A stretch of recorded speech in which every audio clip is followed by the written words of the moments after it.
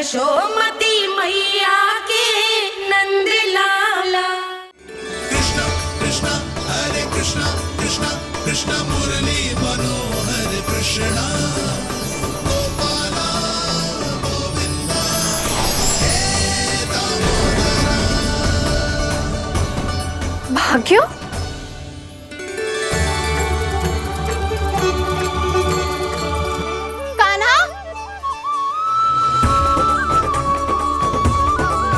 एक तो चोरी की और ऊपर से मूर्ख बना के भागो। ये ठीक ना है, मुझे यशोदा जीजी को बताना ही होगा, और वो भी इसके घर पहुंचने से पहले।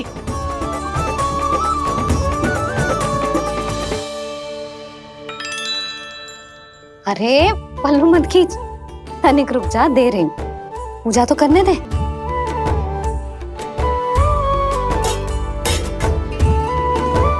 ले, अब जितना मन करे उतना प्रसाद खा।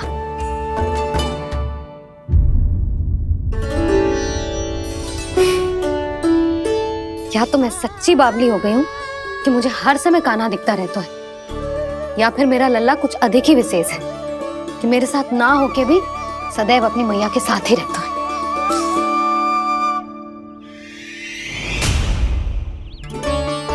आज तो कैसे प्राण बचे, नारायण ही जानते हैं। मैं तो पाऊ को सिर पर लेके ऐसे सरपट भागो कि पूरे गोकुल में बड़ बोले। इस समय तो बड़ी बड़ी मत हाको, पर असली लाभ तो वानर महाराज ने उठाया है।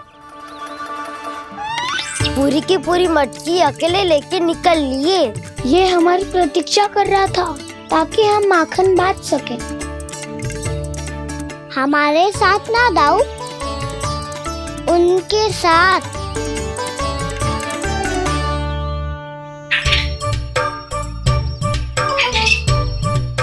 मैं समझ गो कान्हा, एक ना सभी जानवरों की भूख मिट जाए, इसलिए गया था तू सावित्री मौसी के यहाँ माखन चुराने।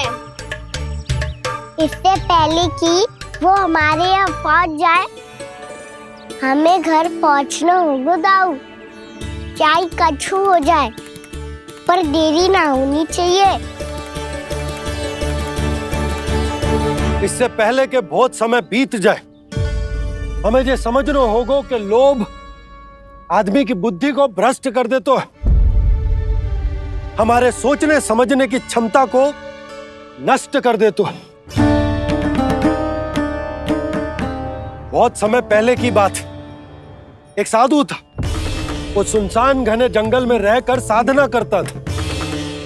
ब्रह्म ज्ञान को प्राप्त करने ही वाला था कि अचानक से एक दिन उसे एक सुनहरी बिल्ली दिखाई थी। उसने उसे देखो तो सोचो कि ये तो बहुत सुंदर है, इसे तो मेरे पास रहना चाहिए, और उसने उस बिल्ली को अपने पास रख लिया।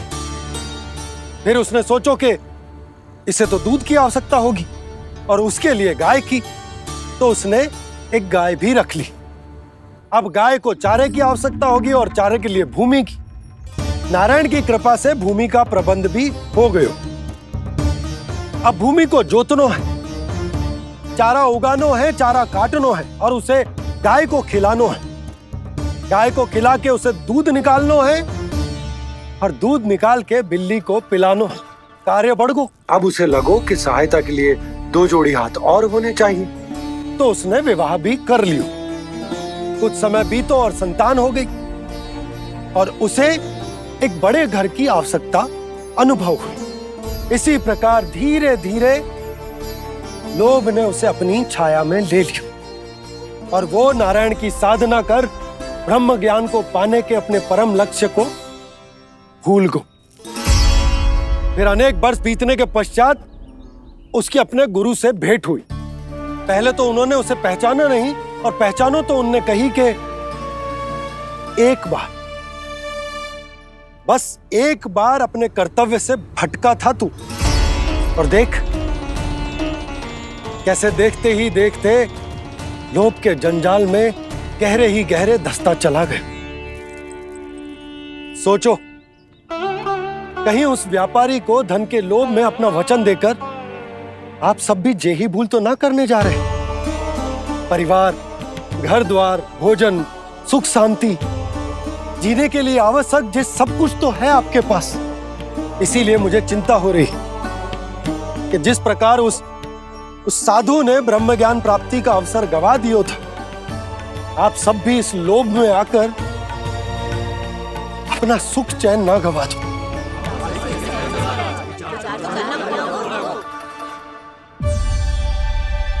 लग तो है बात सबको समझ आ रही है।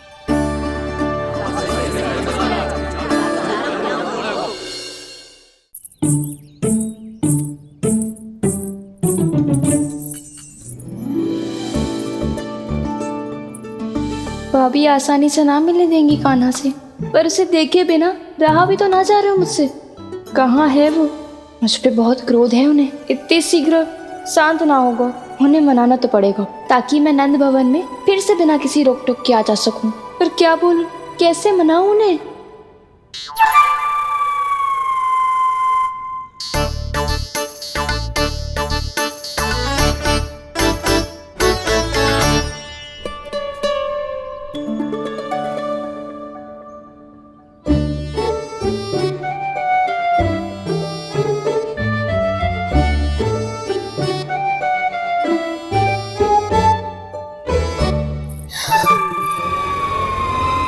वाह, जिसने मेरे लल्ला पर चोरी का आरोप लगायो, वो ही आज मेरे घर में चोरी चोरी प्रवेश कर रही है। नाना भाभी, ऐसी कोई बात ना है। मैं तो बस ये देखने आई थी कि जसोदा भाभी का क्रोध शांत हुआ कि ना? सुन ले जानकी, मेरा क्रोध उसी दिन शांत होगा जिस दिन तू सारी गोपियों के सामने मेरे कान्हा पर लगाया आरोप वापस लेगी। चोरी करेगा तो आरोप ही लगेगा ना जीजी। फिर से आरोप? सावित्री, तू भी? कल तक मुझे ये थोड़ी पता था जीजी कि आपका कान्हा सच्ची में माखन चोरी में पारंगत है। आशा करता हूँ कि आप सभी को नंदराज का विचार और संदेश सही से समझ आ गो होगो।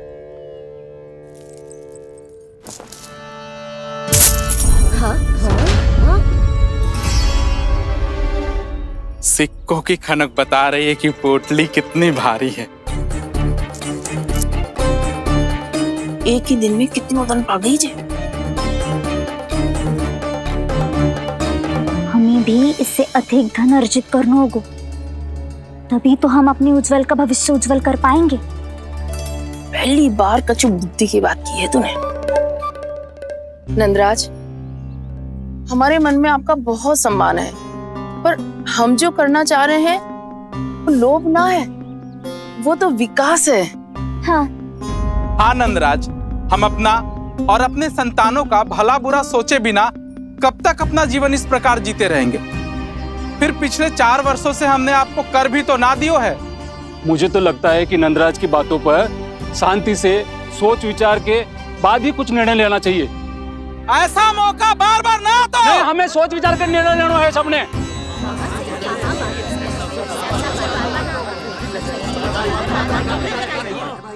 चोरी में पारंगत?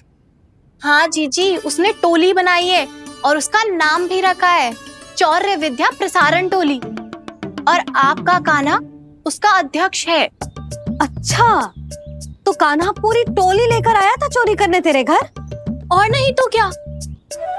पर एक बात बताऊं जीजी, मेरे बलदर को देखकर किसी का साहस ना हुआ भीतर जाने का, पर आपका कान्हा इतना साहसी है कि बिना भयभीत हुए इतने भयंकर बैल के निकट चले गए। सच्ची? और तेरे रक्षक बैल ने कुछ ना किया उसे? है ना अचरज की बात। क्रोध के स्थान पर वो तो उसके सामने ऐसे झुक गया जैसे कि प्रणाम कर रहा है। और जीजी, आपका कान्हा साहसी ही ना, बहुत चतुर भी है। मैंने मटकियां बहुत ऊपर लटकाई थी, पर बताओ कि बिना चौकी के मटकी को नीचे उतारने का उपाय किसने ढूंढा? किसने? आपके चतुर कान्हा ने। उसने अपने सखाओं को पर्वत बनायो और एक पक्के सेनापति की तरह बिना भयभीत हुए उनके ऊपर चढ़ गयो और मटकियां उतारने लगो। और एक ही ना, तीनों की तीनों मटकियां उतार ली। तीनों? हाँ जीजी, और वो इतना दयालु है कि पहले एक मटकी का माखन सब में बांट दियो और फिर बची हुई 2 मटकियों में से एक मटकी अपने सखाओं को दे दी और फिर दूसरी मटकी एक भूखे वानर को दे दी। और फिर जब मैं उसके सामने जाके प्रश्न करने लगी तो उसने मुझे अपने तर्कों के जाल में उलझाया और बड़ी आसानी से सिद्ध कर दिया कि वो तो परोपकार कर रहा था। मैं तो देखती ही रह गई और शब्द तो ऐसे झड़ते हैं मुंह से जैसे कि फूल। रुक जा सावित्री, पहले तू ये निर्णय ले ले कि तू मेरे लल्ला का गुणगान करने आई है कि उसकी निंदा करने। निंदा करने ही आई हूँ जीजी। जानकी सत्य कह रही थी, आपका कान्हा माखन चोर ही है और बलराम के साथ भागा था। बलराम क्यों? वो तो साक्षात गरुड़ देव की पीठ पे बैठ के उड़ के आयो है, तभी तो तुझसे बहुत पहले आके यहाँ बैठ गओ ना। आ देख ले, आ जा।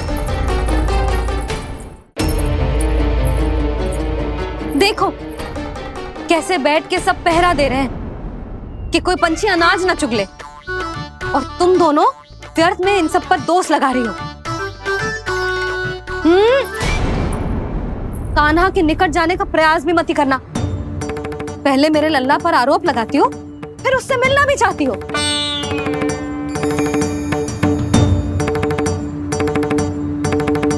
पर जीजी चोरी, अरे उसे तो चोरी का अर्थ भी ना पता होगा।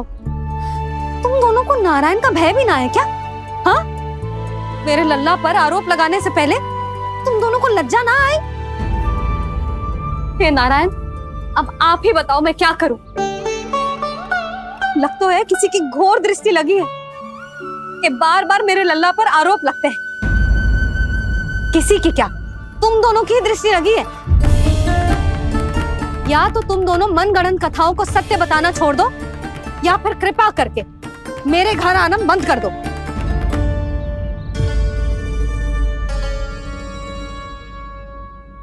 अब दोनों मुंह क्या ताक रही हो?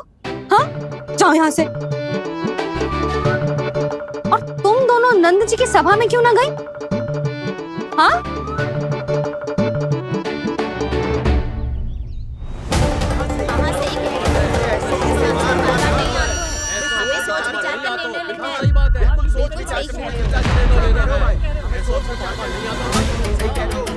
ये कौन? पहले तो कभी ना देखो इसे।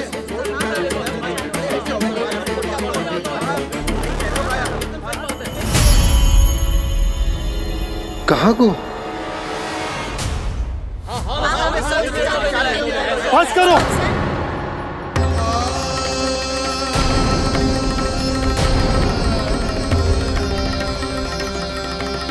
मेरी आंखों के सामने मैं गोकुल में इस तरह फूट पड़ते ना देख सकता। राजा हूं मैं, परंतु आज तक मैंने कोई भी निर्णय आप सब पर ना थोपो और ना ही आज थोपूंगा। मुझे पता है आप सबके पास कल सूर्यास्त तक को समय, इसीलिए मेरी विनती है कि आप घर जाकर रात्रि को इस बात पर पुनः विचार अवश्य कीजिएगा।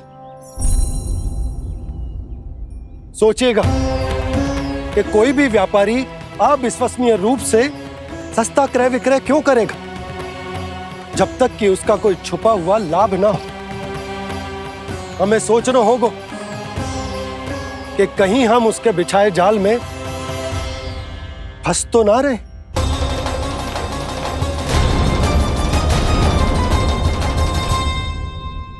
बच गए भैया, जैसे तैसे ही सही, पर समय से पहले पहुंच ही गए हो।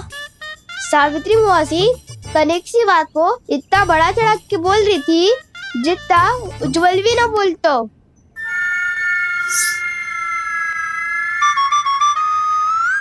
वैसे आनंद तो बहुत आयो, सच्ची।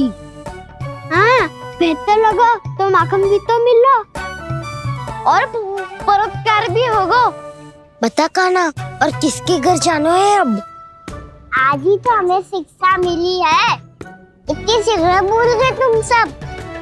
लोग के चक्कर में पड़ोगे तो फंसोगे। लोग के चक्कर में पड़ोगे तो फंसोगे।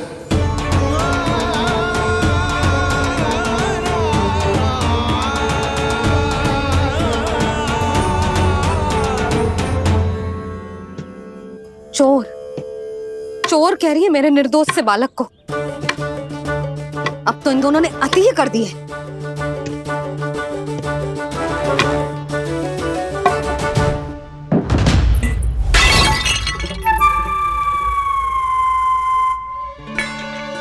से भी अभी फूटना था। वैसे ही मैं इतनी चिंतित हूं। कैसे समझाऊं इन गांव वालों को?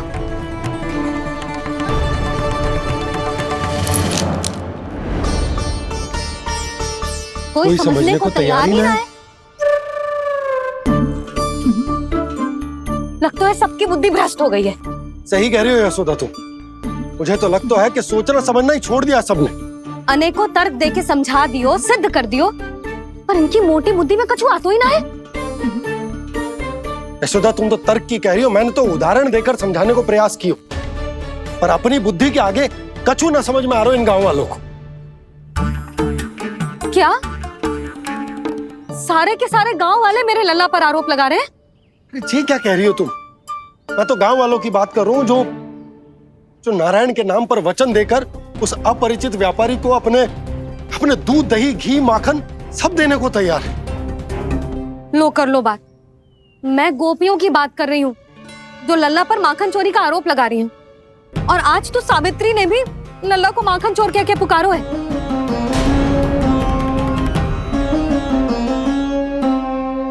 सावधान यशोदा, कहीं बड़ा होकर माखन चोर ना बन जाइए। अच्छा ये सब आप छोड़ो,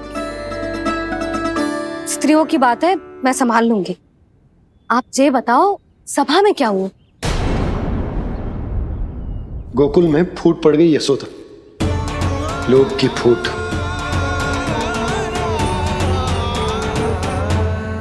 अरे रुको रुको रुको, व्यापारी जी रुकिए रुकिए। नंदराज ने प्रयास तो बहुत किया था व्यापारी जी, पर कुछ व्यक्तियों को छोड़ करके किसी के कान पे जूं तक नहीं रेंगी। इसका अर्थ फूट पड़ चुकी है लोभ की वजह से। बहुत ही शुभ समाचार लाए हो गुप्तचर। अब शीघ्र ही दिखेगा लोभ का चमत्कार।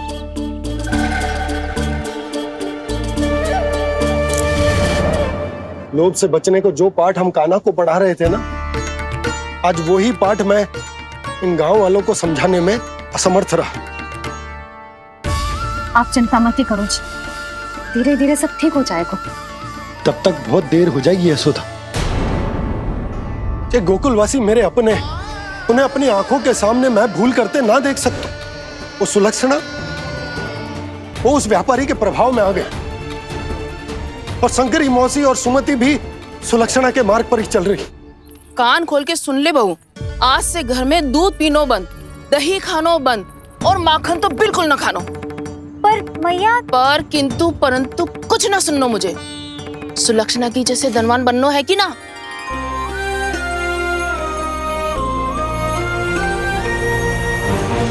तो फिर जैसा मैं कहती हूँ वैसा कर, तभी तो अधिक से अधिक दूध, दही, माखन बेचकर अधिक से अधिक धन अर्जित कर पाएंगे हम।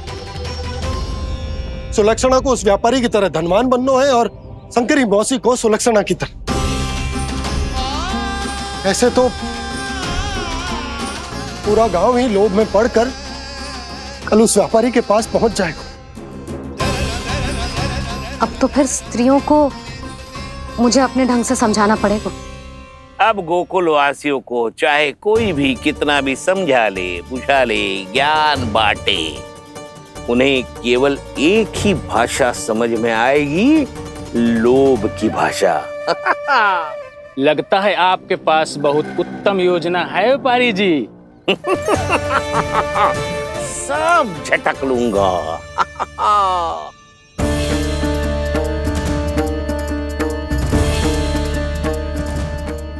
आपको क्या लगता है प्रभु, मैया के समझाने से गोपियाँ समझेंगी?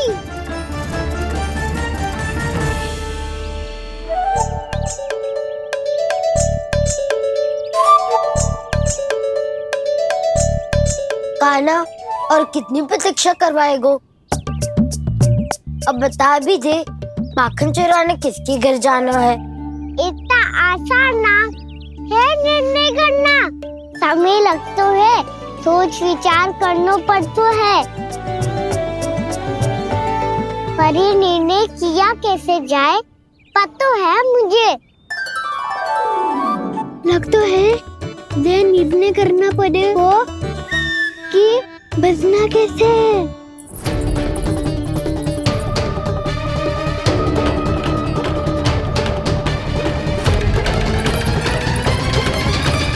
सावित्री मौसी ने हमारे चौरे विद्या प्रसारण के बारे में सबको बता दियो क्या?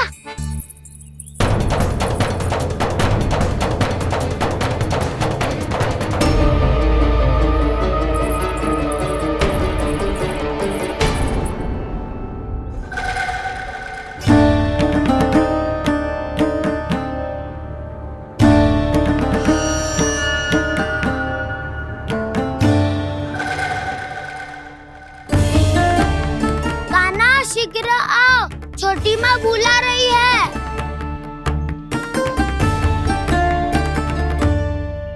अब डांट भी पड़ेगी और कुटाई भी होगी। चौरी विद्या प्रसारण कल ही आरंभ हुआ था और आज ही समाप्त हो जाएगा। सब इतने गंभीर क्यों है आज? गंभीर तो होंगे ही ना दाऊ, क्योंकि मैया आज अच्छा वाला पाठ पढ़ाने वाली है।